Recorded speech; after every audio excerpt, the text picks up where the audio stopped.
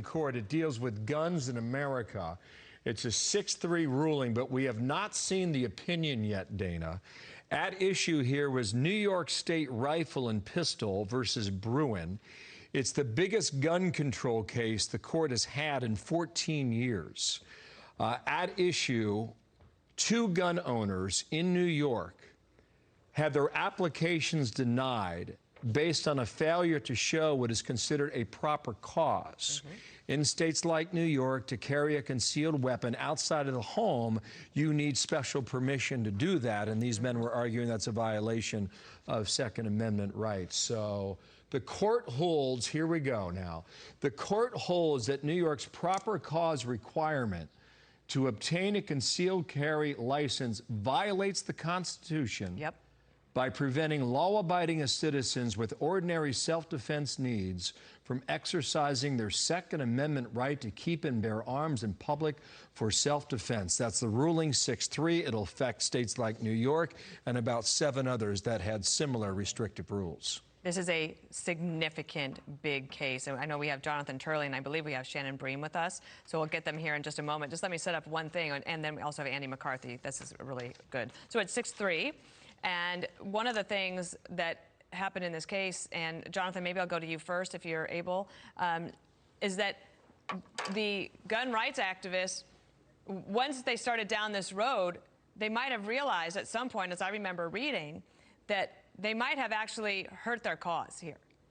Because this decision, for the gun rights people, it kind of backfired. For people who were wanting people to have more self-defense rights, it seems that they have won in this Supreme Court case.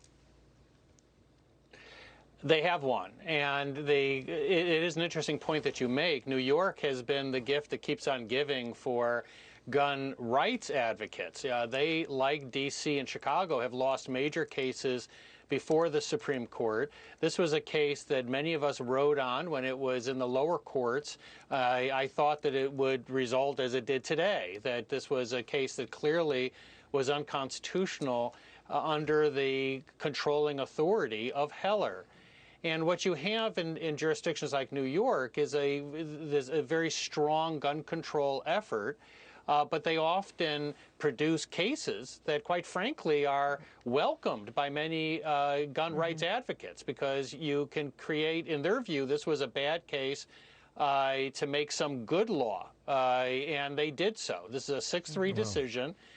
You have Justice Thomas looking at the history of the Second Amendment, looking at the holding in Heller, and saying that the answer is clear, that you cannot impose this burden on gun owners to be able to carry a concealed weapon. Jonathan, stand by here. I know you and Andy McCarthy and Shannon Bream are reading through this, through the opinion right now. And Shannon, I want to go to you, but just to put a headline here, in a major ruling for gun rights, the Supreme Court has sided with these 2 gun owners in New York, saying that they're striking down, rather, the restrictive gun law in New York State. Shannon, to you, what do you read? Yeah, what had happened is these 2 gun owners were looking for the opportunity to carry a concealed weapon. They had other licenses and other things that allowed them to carry their guns for specific reasons. But they said, I just want to be able to carry one. I think that that's my constitutional right.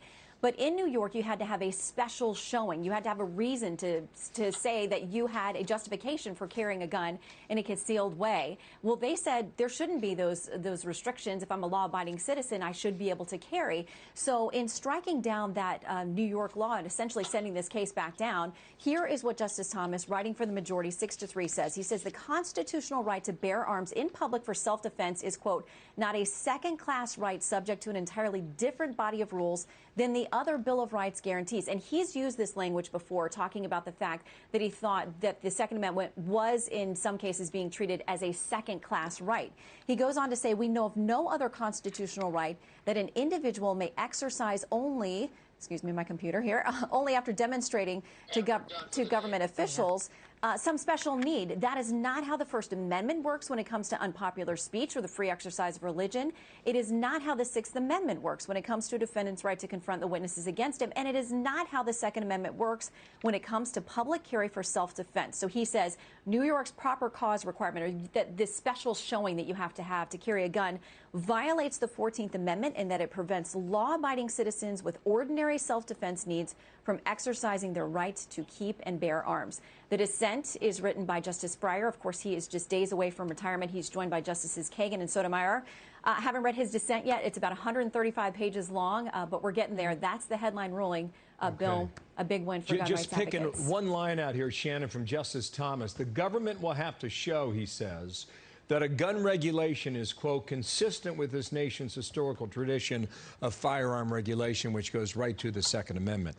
To Andy McCarthy now, and your reaction, Andy. Well, I think this is a faithful rendition of what the Second Amendment is, which is really the most misunderstood amendment in our public discourse, I think, Bill. You know, the Second Amendment is not a right to bear arms so much as it is an acknowledgement that there is a pre-existing right to bear arms that existed and was derived from natural rights at the time the Constitution was ratified. So it's not a positive grant of a right. It's an acknowledgement of a right that already existed, and it's a prohibition on government from regulating that right. So if you're within the ambit of the right to keep and bear arms as it was understood, the idea is not the government's doing you a favor and allowing you to defend yourself. The point of the right is to limit the ability of government to disarm the public in terms of that ambit of what the Second Amendment protects. So, you know, our discourse seems to presume that government has a right to regulate as long as it's reasonable. And what the Constitution says is, no, you have a right to defend yourself, and the Second Amendment is a limitation on the government, not a limitation on you. Interestingly, in looking at this, Jonathan, I wanted maybe a little bit of a two-part question here, which is this is seismic for a lot of reasons, especially because it's not just New York. These are the other states where it would have an effect. California, Delaware, Hawaii, Maryland, Massachusetts, New Jersey, and Rhode Island. And when you have a case like this that has such a seismic impact, how long does it take for a state, those other states or even New York to change its rules? As of today, does it change?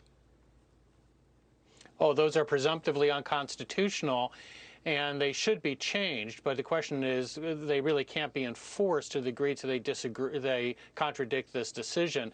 This is a momentous decision for gun rights advocates and for the Second Amendment. It has all of the elements that you often associate with a Thomas opinion. He brings up sort of originalist history, swatting back arguments from later and after the ratification as largely irrelevant to understanding the intent behind the Second Amendment. But most importantly, the court rejects a two-part test for looking at limitations on gun rights and stresses you need to presume that people have a right to exercise individual rights like gun possession. And that means that you can't put the sort of thumb on the scale as New York did here and say, show us that you have proper cause, including moral standing, to have a gun. And what the court really hammers at is that this would not be tolerated with other rights in the Bill of Rights. And there is a tendency among some judges and many legal analysts to treat the Second Amendment as something less than an individual right. And what Justice Thomas is saying here is that this is an individual right with the other rights in the Bill of Rights.